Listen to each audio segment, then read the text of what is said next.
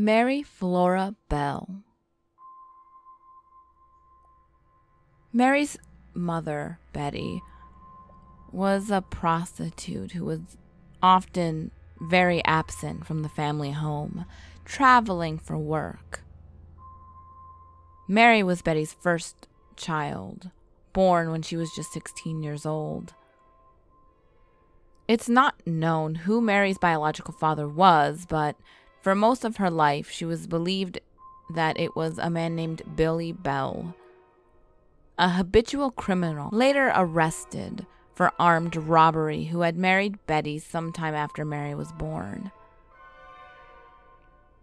Independent accounts from family members suggest very strongly that Betty had attempted to kill her own child, Mary, and make her death look like an accident within the first few years of her young life.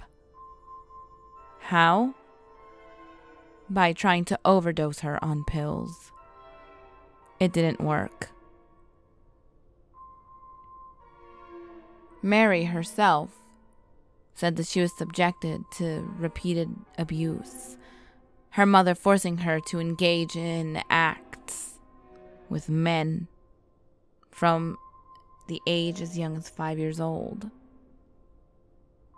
Bell grew up in Scottwood area of Newcastle, in a very economically depressed area where domestic violence and criminal behaviors was commonplace. As a result, her previous crimes, including attacking on other children at school, vandalism, and theft, did not really attract much attention. She also developed a reputation as a show-off and bully. She would also proclaim that she was a murderer, but it was dismissed as just another one of her idle boasts. But her idle boast would soon become a fact. On May 25th, 1986, the day before her 11th birthday, Mary Bell strangled 4-year-old Martin Brown in a deteriorating, abandoned house. She's believed that she had committed this crime alone. Between that and the second killing, she and her friend Norma Joyce Bell, which had no relation to her, age 13, broke into and vandalized a nursery in Scotswood, leaving notes that claimed responsibility for the killing. But the police dismissed this as a prank. July 31st, 1968. Norma and Mary Bell took part in a death together this time. 3-year-old Brian Howe was strangled on a wasteland in the same Scotswood area. Police reports concluded that Mary Bell had later returned to his body to carve an N into his stomach with a razor. This was then changed using the same razor but with a different hand to an M for Mary Bell. She also used a pair of scissors to cut off some of Howe's hair, scratching his legs and even mutilated his genitals. As the girls were so young and their testimonies contradicted each other's, the precise details of what happened have never been entirely clear. An open verdict had originally been recorded for Martin Brown's death, as there was no evidence of foul play. Although Bell had strangled him, her grip was not hard enough to leave marks, and since the boy was so young, it did not take much pressure. Eventually, his death was linked with Brian Howe's killing, and in August 1968, the two girls were charged with 2 counts of manslaughter.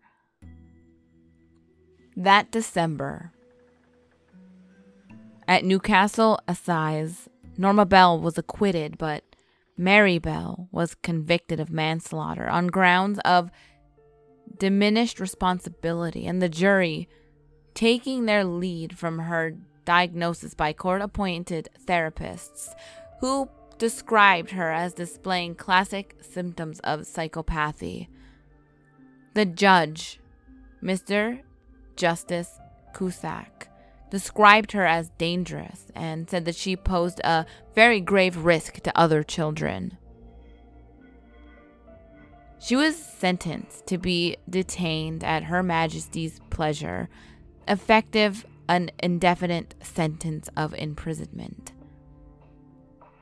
She was initially sent to Red Bank Secure Unit at St. Helens in Lancashire, the same facility that would house John Vables and one of James Burgle's child killers 25 years later. After her conviction, Bell was the focus of a great deal of attention from the British press and also from German Stern magazine.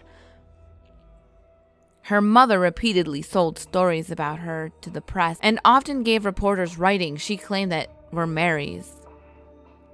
Bell herself made headlines when in September 1977, she briefly absconded from Moore Court Open Prison, where she had been held since her transfer from a young offender institution to an adult prison a year earlier. Her penalty for this was loss of prison privileges for 28 days.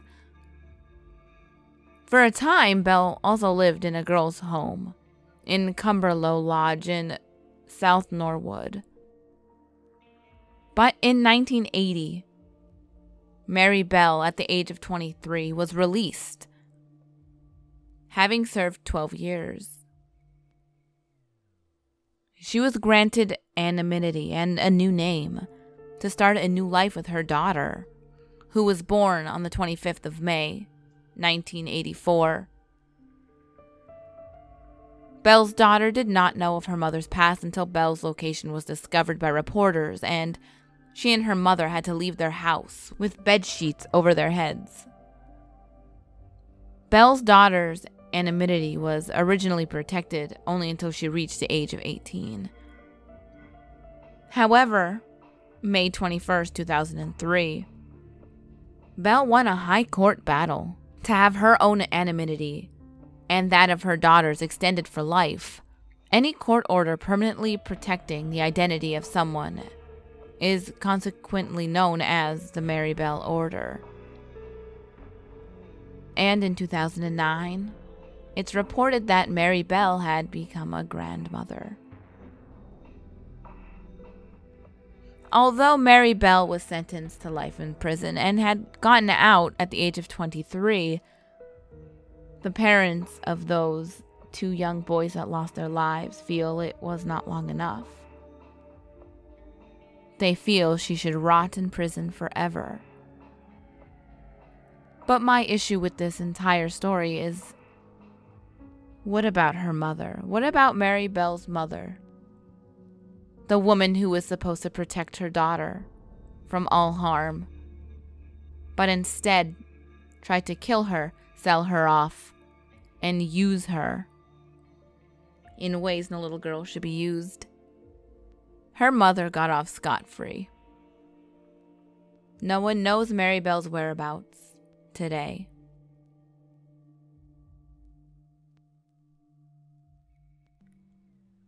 I hope you ghouls enjoyed this episode of Killer Ladies. Truthfully, these probably won't be a weekly thing anymore, as sad as it is to say. It is actually a big hit to my my revenue here, since these always get demonetized. So, yeah, I'd like to know how many people actually do get ads on these. So leave a comment below if you do actually get ads in the middle of my Killer Ladies series. Because every time I click on it to, reply to comments or what have you, there's never one. And y'all know my life situation with, work and stuff. So any little bit of money helps. So I might have to switch it up a little bit and only do these once a month. So just let me know how it is. If there's ads, if there's not ads, if sometimes, if never. Just let me know in the comments. As always, the last video will be on the top left, the next video will be on the bottom left. All my social medias are on the screen as well as in the description box below. And remember, there's always someone or something watching you.